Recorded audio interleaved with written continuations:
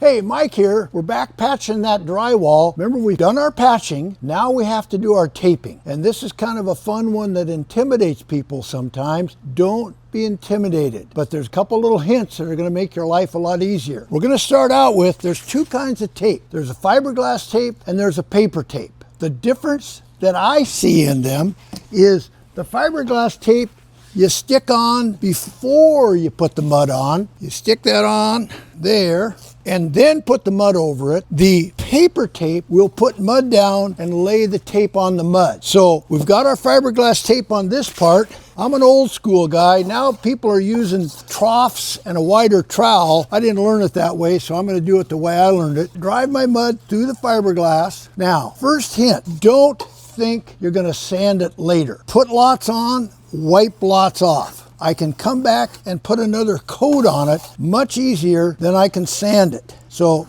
put lots on, wipe lots off so that you don't come back later. Now, our fiberglass tape has our first cover on it. So now we're going to put some mud down right where the tape is going. Put my piece of tape down. Now, when I cover that, I'm just going to put a little right on the edge of my knife and bring it right along the top, just like that. By the way, this is the hard patch because this is known as a butt block. Both the sheetrocks are the same width. If you look at sheetrock, it has a tapered edge, and sometimes people will want to have I'll hang their sheetrock and I'll hire somebody to tape it. Professionals don't like that because you try to save drywall, they want to always tape to that tapered edge. It's much more efficient and they get a nicer job, but we had to do our patch, so we've got to be a little bit even better than they are in getting that done. So this is our first coat of mud, and we're going to let this dry. And that's the other reason it's hard to get people to come out and patch it, is we want to let it dry between each coat. And it may take me 3 or 4 coats because I don't want to do a lot of sanding. I want to put lots on, wipe lots off. Notice I have a little ridge right there. I'll knock that off with the sander I could, or I'm just going to try to just smooth it out right there right now, so I don't have to deal with it later. And that's my first coat. Our fiberglass tape, our paper tape. Both do a great job. I'm going to put a little bit more on this because we're going to cheat a little bit today. They make a hot mud that dries in 20 minutes. I've never used it. I'm not fast enough.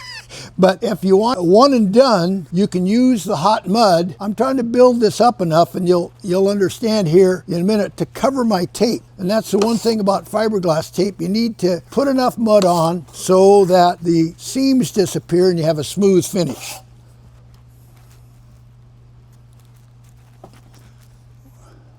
I said I was old school. I'm going to show you something here because the guy that taught me used just a trowel to make that wide. Notice I'm going to try to get across my whole opening with a nice finish.